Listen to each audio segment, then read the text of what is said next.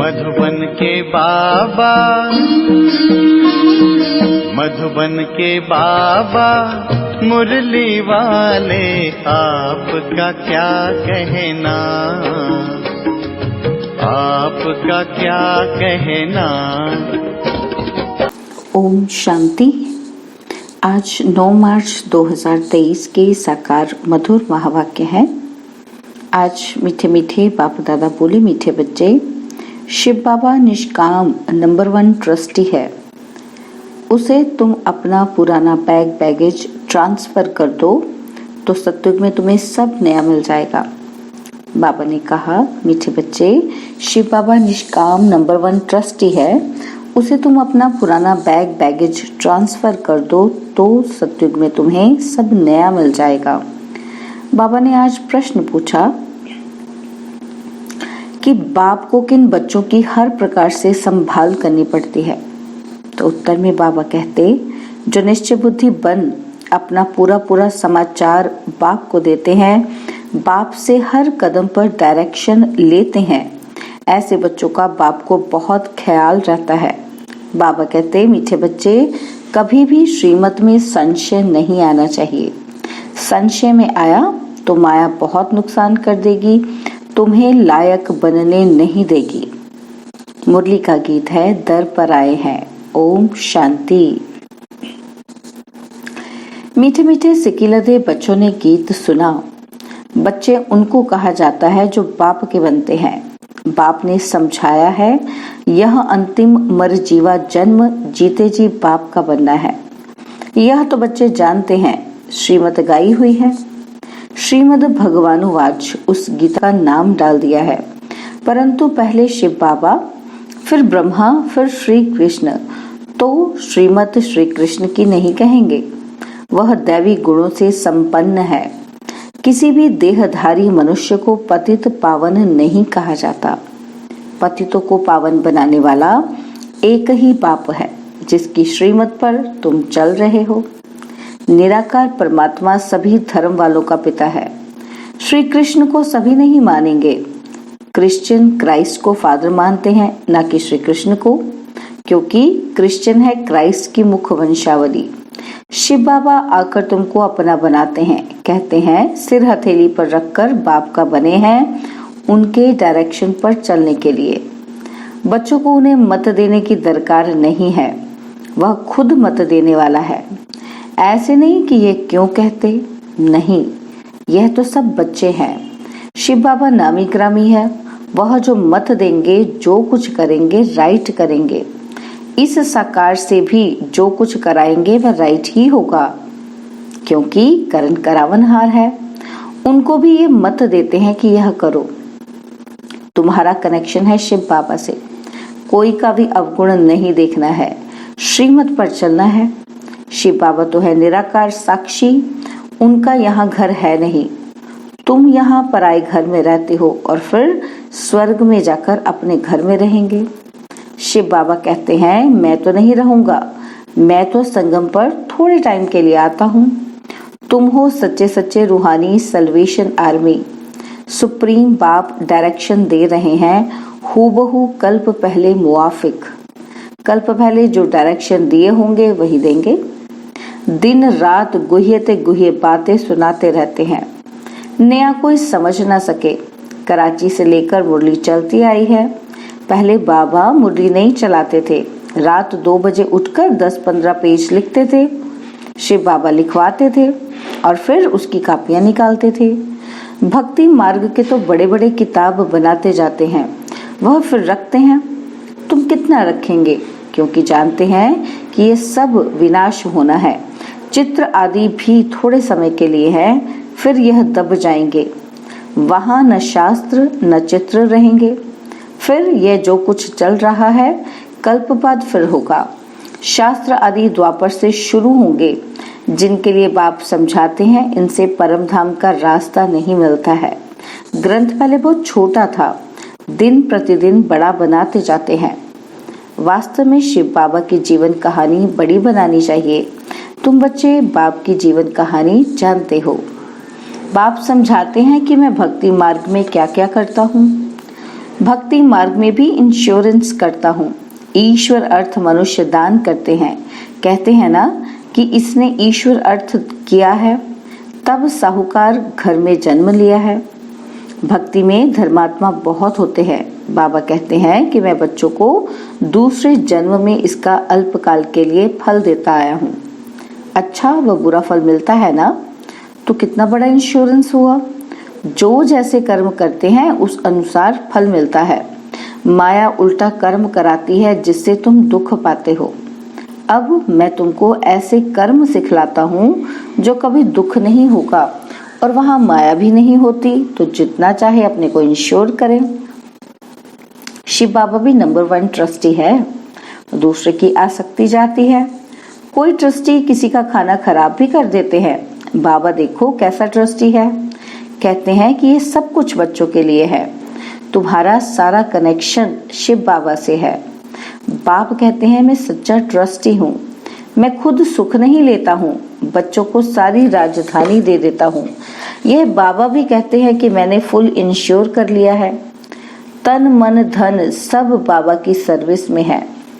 सिंधी में एक कहावत है ना, हथ जिसका ही पहला पुरुष पहुँचे। माना दाता समान हाथ है तो वह पहला नंबर पहुँच जाता है। 2 मुट्ठी देते हैं तो महल मिलते हैं। देखो अभी मकान बना है, कोई ने 1 रुपया भेजा कि हमारी ईंट लगा दो। अरे तुमको सबसे अच्छा महल मिलेगा क्योंकि तुम गरीब हो। मैं हूं ही गरीब निवास। गरीब का 1 रुपया और साहूकार का 10,000 दोनों को एक ही मर्तबा मिल जाता है। साहूकार बहुत मुश्किल आते हैं और कन्याएं सबसे फ्री हैं। नंबर 1 देखो, मम्मा गई, बाबा ने सब कुछ दिया, फिर भी पहले लक्ष्मी फिर नारायण। कितना वंडरफुल खेल है। कभी भी किसी बात में संशय नहीं होना चाहिए, जरा भी संशय नहीं लाना चाहिए। बहुत मीठा बनना है। कदम कदम पर श्रीमत लेनी है, नहीं तो माया बहुत नुकसान करा देती है। कितने बच्चों को डायरेक्शन देने पड़ते हैं। बाबा कहते हैं पूरा समाचार लिखो। बाबा हर प्रकार की संभाल करेंगे। बाबा को बहुत ख्याल रहता है कहाँ ये बच्चा चढ़ जाए। पढ़ाई पर पूरा ध्यान देना चाहिए। तुम most beloved God fatherly student हो। भगवानुवाच भी गाया हुआ है, परंतु श्री कृष्ण का नाम डाल दिया है। श्री कृष्ण भी सब मनुष्यों से ऊंचा ठहरा। फर्स्ट नंबर श्री कृष्ण का नाम देते हैं, नारायण का क्यों नहीं। श्री कृष्ण है छोटा सत्व प्रधान और फिर युवा वृद्ध अवस्था होती है। बालक ब्रह्म ज्ञानी सवान कहते हैं। बच्चे से पाप नहीं होता है। श्री कृष्ण का भी जन्मदिन मनाते हैं। श्री कृष्ण को द्वापर में ले गए हैं। ये सब बाप ही समझाते हैं। इस समय तुम ब्राह्मण हो उत्तम, तुम हो ईश्वरीय संतान। सत्युग में ईश्वरीय संतान नहीं कहलाएंगे। ईश्वर से जरूर स्वर्ग की प्राप्ति होगी। यह है तुम्हारा अति अमूल्य दुर्लभ जीवन। सभी का तो हो नहीं सकता। यह ड्रामा ही ऐसा बना हुआ है, जो कल्प पहले पढ़े थे वही अब पढ़ रहे हैं। भगवान ने जरूर भगवान भगवती रचे हैं, परंतु उन्हों को हम भगवान भगवती कह नहीं सकते, क्योंकि गॉड इज वन। उस निराकार की सारी महिमा है, साकार की थोड़ी महिमा होती है। लक्ष्मी नारायण को निराकार ने ऐसा बनाया। तुम भी बाप द्वारा स्वर्ग के मालिक बन रहे हो, राजयोग सीख रहे हो। बरोबर गीता में राजयोग है। जब राजाई स्थापन हुई थी तो उस समय विनाश भी हुआ था। अभी है संगम। शिव बाबा आते हैं तो खेल पूरा करते हैं और फिर श्री कृष्ण का जन्म होता है। भक्ति मार्ग में बहुत बड़े बड़े मंदिर बनाते हैं। उन मंदिरों में पद्मों की मिल्कियत थी, अब तो सब लोप हो गए हैं। भक्ति मार्ग के शास्त्र पढ़ते पढ़ते, यात्रा करते करते, मंदिर बनाते बनाते, खर्चा करते करते भारत कंगाल बन पड़ा है। अभी तुम जैसे मास्टर नॉलेजफुल हो गए हो। बाप ज्ञान का सागर, आनंद का सागर ब्लिसफुल है। यह सब बाप की ही महिमा है। बाप कहते हैं कि भारत सबसे अच्छा तीर्थ स्थान है, परंतु श्री कृष्ण का नाम डालने से सारा मान खत्म कर दिया है। नहीं तो सब शिव के मंदिर में फूल चढ़ाते। सबका सद्गति दाता एक है। आधा कल्प तुम प्रारब्ध भोग नीचे आते जाते हो, सबको तमो प्रधान बनना ही है। अब बाप कहते हैं जो बैगेज है ये सब दे दो तो तुम ट्रांसफर कर सतयुग में दे देंगे, है ना। तो बाबा कहते वो सारा कुछ जो आप अभी मुझे अपना बैगेज देते हो ना, वो मैं आपको सतयुग में वापस कर देता हूँ। खुद तो लेते नहीं हैं, मनुष्य तो अपने लिए करते हैं और फिर कहते हैं हम निष्काम करते हैं, परंतु निष्काम तो कोई कर नहीं सकता। हर चीज का फल जरूर मिलता है। मैं तो तुम बच्चों को अविनाशी ज्ञान रत्न देता हूँ, तुम्हारे लिए वैकुंठ लाता हूँ। बच्चों को सावरंती का सोविनियार यानी कि सौगात देता हूँ, तो वह लेने के लिए लायक बनना चाहिए। स्वर्ग का मालिक बनना है, हथेली पर बहिष्ठ मिलता है, सेकंड में जीवन मुक्ति अथवा सेकंड में बादशाही।